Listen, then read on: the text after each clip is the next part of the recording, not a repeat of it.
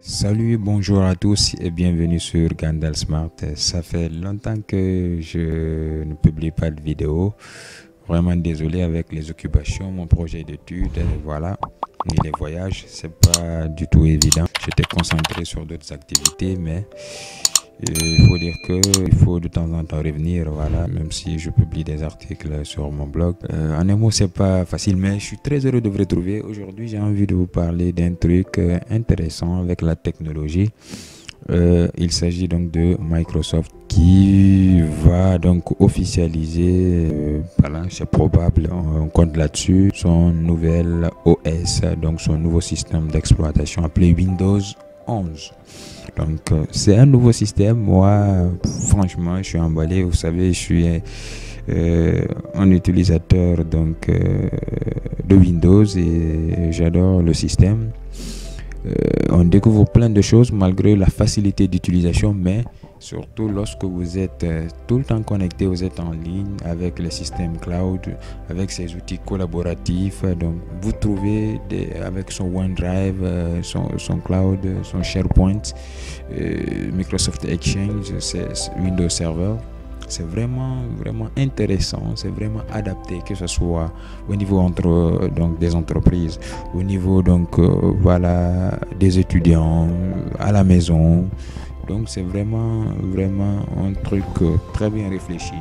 On dirait que voilà, j'utilise aussi Linux, il n'y a pas de souci. D'ailleurs, il y a des vidéos que vous pouvez suivre sur Ubuntu, Debian ou Red Hat. Je vais vous parler donc de ce système-là. Il y a une nouvelle version, bêta donc, du système Windows 11 est sortie et on va donc je vais vous montrer comment le télécharger dans la description et ensuite on va l'installer ensemble, d'accord. Voilà, donc on va aller sur mon écran.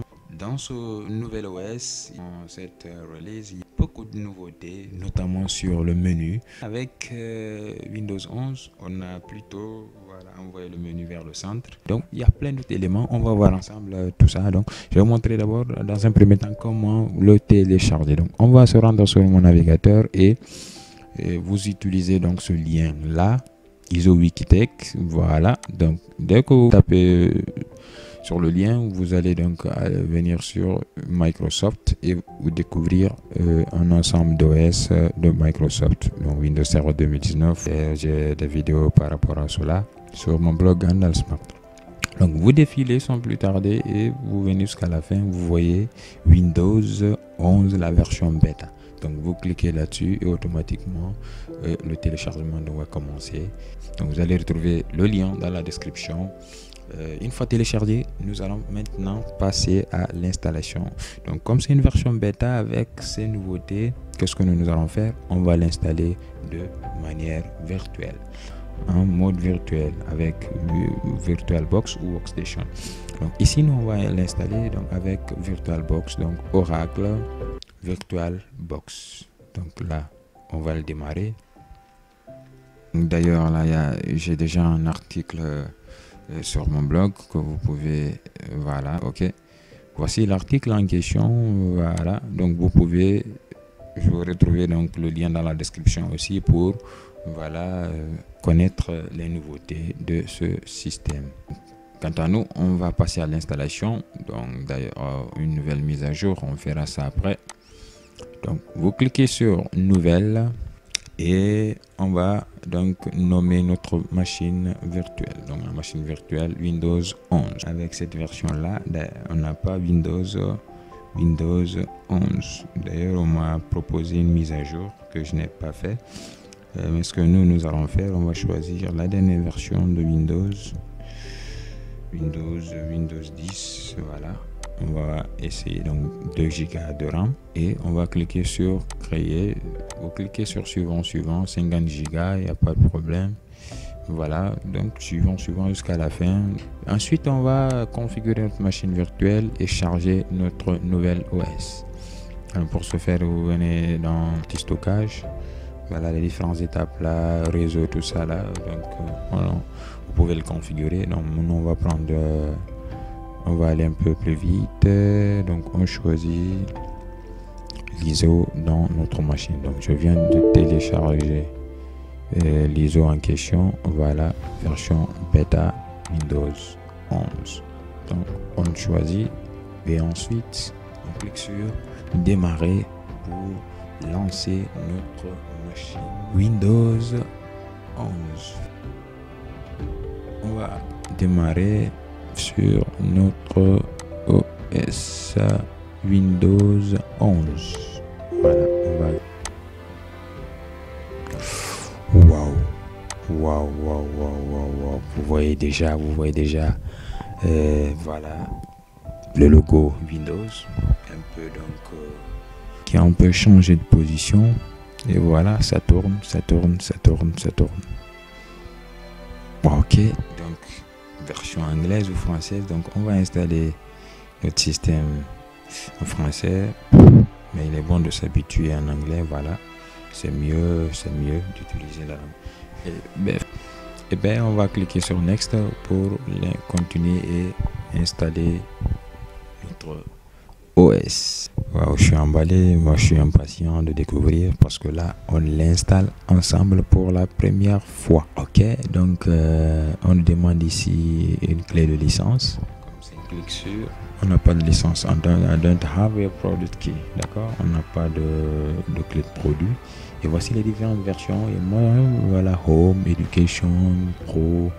Et voilà, moi je préfère plutôt la version Pro qui a beaucoup de fonctionnalités dont on a besoin, notamment l'intégration. Et donc, on clique sur Next. Donc, on valide et on va customiser l'installation sur notre disque personnalisé. Et voilà, lancement des copies de fichiers. Donc, on va donc faire une pause en attendant que l'installation continue et ensuite on va revenir. Et voilà, donc la copie de nos fichiers donc, est terminée et on va enfin pouvoir démarrer notre système qui est nouveau. Donc on va attendre un moment pour que l'installation charge.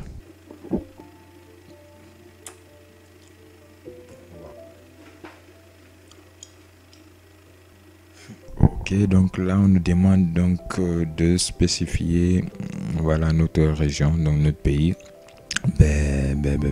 On va choisir la Guinée. Hein? Guinée. Yes. On a choisi la région. Je vois pourquoi ça analyse la région. Tout. Vous pouvez directement vous connecter avec l'internet comme sur Windows 10. Donc si vous avez une connexion Wi-Fi, une connexion câblée, et automatiquement vous connectez avec voilà votre réseau. Voilà, sinon continuez sans connexion internet. Voilà, donc enter your name, donc d'ajouter votre nom d'utilisateur. Voilà, donc je pense que là c'est bon. Ensuite on clique sur Next. Mon mot de passe. Voilà, on va taper Windows 11. Donc c'est faible déjà, donc il faut faire gaffe. Pour notre cas d'exemple, Windows 11 et wow. Voilà, on clique sur Next, confirmer donc le mot de passe. Il n'y a pas de souci. Voilà, on confirme le mot de passe. Donc voilà, pour une question de sécurité, on me demande de dire une question. Donc, vous pouvez vous le poser et répondre directement par vous-même et que personne ne pourra donc utiliser à des fins de malveillance. Voilà, c'est un niveau de sécurité ajouté. Vous savez, il y a la sécurité donc à un seul facteur et une authentification à un seul facteur et une authentification multifacteur. Donc là, c'est une authentification multifacteur puisque là, vous avez votre login, vous avez votre mot de passe et ensuite, en plus de ça, vous avez une question donc secrète que vous seul pouvez donc répondre afin d'accéder au système d'information, d'accord? Et là, parmi les questions, on dit what was your first pet name? Et voilà, il faut être balèze en anglais, mais c'est des notions qu'il faut vraiment utiliser. Donc, what was your childhood nickname? Et voilà, question de surnom, what's your first name of your oldest cousin? Voilà, votre cousin, what is the name of the first school you attend? D'accord, donc on va prendre cela et on va choisir Christine. Ok, voilà comme nom d'école. Voilà, il n'y a pas de souci. Et on revient sur la deuxième question et je clique sur Next. Voici donc les 3 questions que le système va garder en mémoire au cas où donc vous avez besoin d'une autre authentification, et on vous pose directement ces questions-là avec une alternance donc irrégulière, et vous seul connaissez la réponse et vous répondez. C'est comme des comptes en banque que vous créez, un système de sécurité multifacteur avec authentification biométrique, extrêmement important, et la technologie tend vers cela. Donc, activer la localisation, j'ai dit non. Trouver mon appareil, je dis non, et je clique sur Next. Voilà, include optional, donc les liens du type de l'expérience, donc l'idée, voilà, tout ça je laisse avec yes, et je clique sur accept. Voilà, on vient de configurer cette première étape et on va continuer vers l'affichage donc du système. Hi, ok, on attend. Getting thanks already.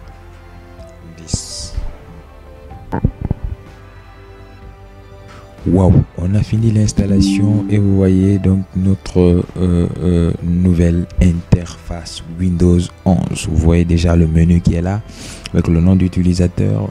Voici le bouton donc de fermeture et tout est au milieu. Le menu est donc la barre de tâches et le menu est au centre. Donc voici notre Windows Store, Microsoft Edge, le navigateur Edge donc intégré à Chromium, d'accord, et l'Explorer Windows, on va le voir avec ses coins arrondis. Déjà vous voyez donc le menu Windows. Vous voyez donc là nous avons des applications qui sont là, d'accord, all apps, donc les applications, donc les photos, ensuite les différents paramètres. Donc vous pouvez aller directement sur les paramètres, d'accord, donc les paramètres de notre système Windows 11, le menu donc sur la barre de tâches du moins, d'accord, donc pin taskbar, d'accord, vous cliquez et automatiquement voilà, l'application est là. Vous voyez déjà l'agencement, comment ça se fait. C'est vraiment joli. Donc lorsque vous êtes connecté sur internet ou lorsque vous utilisez des applications plus souvent, vous voyez la partie recommandée. Donc c'est une recommandation effectuée par Microsoft. Déjà ça se faisait sur Windows 10, mais donc ici aussi c'est encore plus simple. Vous voyez donc des applications qui s'affichent ici. Nous avons les paramètres, vous vous rappelez directement, d'accord, mais vous voyez ici Cortana est déjà désactivé, et nous avons Microsoft OneDrive, Microsoft Edge et une panoplie d'applications qui sont là. Voilà, le sticky pour faire des blocs-notes, 8 heures là pour la météo, Windows Security, Livebox, voilà, applications pour le website, les applications pour voilà, le mapping, etc. Donc on revient sur notre barre de menu, d'accord. Vous voyez donc le nom d'utilisateur là. On peut directement changer de compte ou désactiver et de se déconnecter avec le bouton ici pour donc arrêter, redémarrer, d'accord. Là, des fichiers ou des dossiers donc qui sont recommandés, qu'on utilise plus souvent, et là un ensemble d'applications, voilà, qu'on peut directement utiliser sans souci.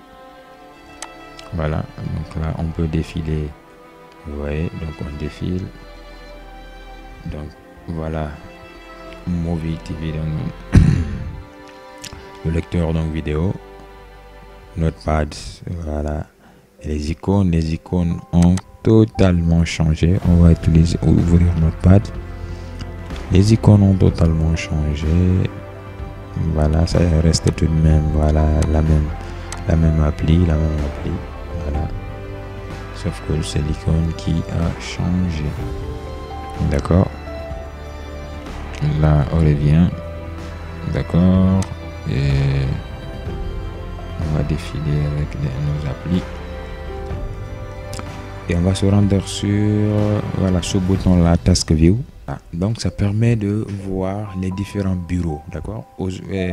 Pour un premier temps, nous sommes sur le desktop 1, d'accord. Donc vous pouvez directement visualiser, aller sur le desktop 2, donc voilà, travailler sur le premier, le 2, donc ainsi de suite. On peut naviguer donc entre les différents bureaux sans problème. Donc ça veut dire quoi? Lorsque nous ouvrons plusieurs fenêtres, vous voyez là, il vous affiche directement l'ensemble des fenêtres, donc côte à côte. Donc vous pouvez choisir une fenêtre là ou aller directement avec l'autre fenêtre. Voilà.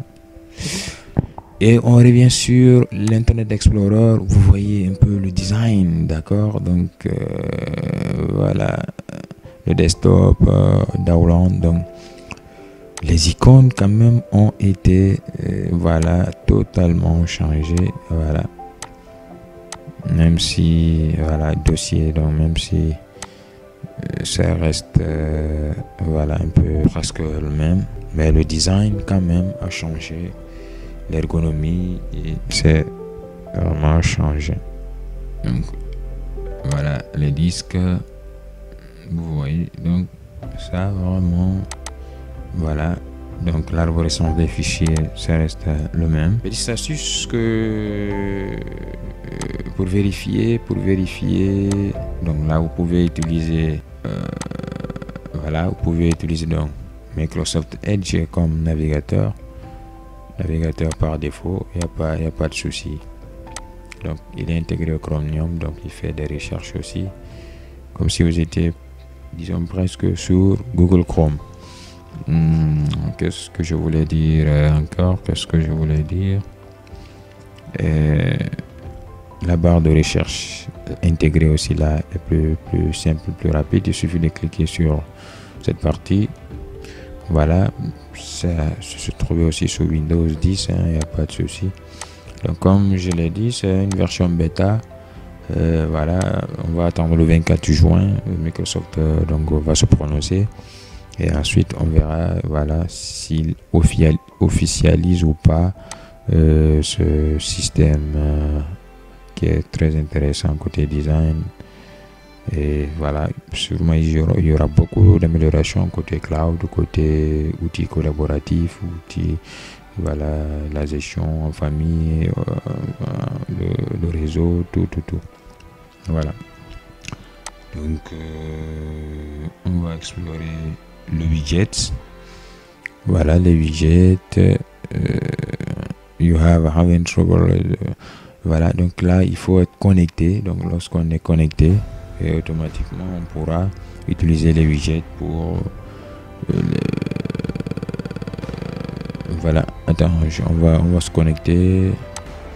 Je vais utiliser ma carte réseau Wi-Fi pour activer donc la connexion. Voilà. Plutôt l'accès par pont. On va créer un pont pour nous connecter. Voilà. Et ensuite on va faire une autorisation. Ok. Voilà. On va activer la connexion sur notre machine physique et voir la finalité. Principe, donc la connexion devrait donc y aller directement. Donc en attendant, on revient. Voilà, la connexion est déjà active.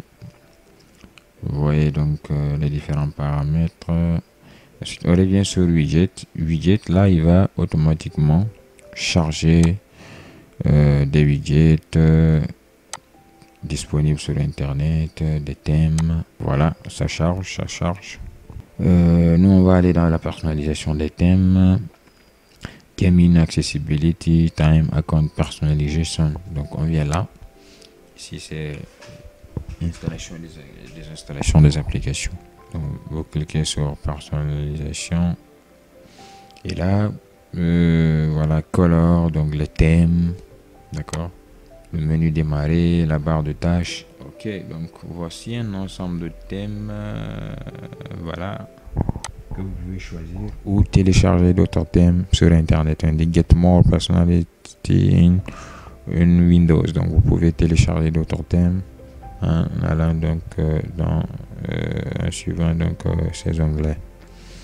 En attendant, donc nous on va changer de thème. Voilà les couleurs, le background. Donc ce sont des éléments qui étaient disponibles sur Windows 10 aussi. Donc, ici vous voyez le menu est centré. Donc quand vous faites un clic droit, vous allez dans les paramètres donc, du taskbar, c'est-à-dire la barre de tâches. Et vous voyez, on nous dit d'activer Windows, raison pour laquelle il y a beaucoup de fonctionnalités qui sont cachées. Donc de l'activer et ensuite, voilà, ensuite pour débloquer ces fonctionnalités là, pour faire défiler, vous pouvez faire défiler donc votre envoyer le menu à gauche comme sous Windows 10. Faire des paramètres sur le widget, montrer le bouton, faire disparaître la barre de tâches rapidement. Voilà, ce sont des fonctionnalités qui sont cachées du fait que Windows 11 n'est pas encore activé. Vous voyez, donc même le choix des thèmes là est bloqué. Voilà, donc sur la version que nous avons donc téléchargée. On va revenir sur le widget pour voir si les widgets sont lancés. Apparemment jusqu'à présent non, du fait que Windows n'est pas activé. C'est voilà, on va rechercher directement le gestionnaire de tâches. Il est là, le gestionnaire de tâches, très intéressant en matière d'utilisation du système Windows, sur n'importe quel système Windows. Le gestionnaire de tâches permet donc d'afficher l'ensemble des processus, des activités de votre machine, la consommation en RAM, la consommation en CPU, de manière claire avec des pourcentages. Donc vous pouvez utiliser cet outil pour gérer les ressources de votre OS. Donc là, il y a beaucoup d'éléments, de changements. On n'a pas activé notre Windows, donc je voulais vous montrer comment l'installer, quels sont les paramètres, quelles sont les nouveautés.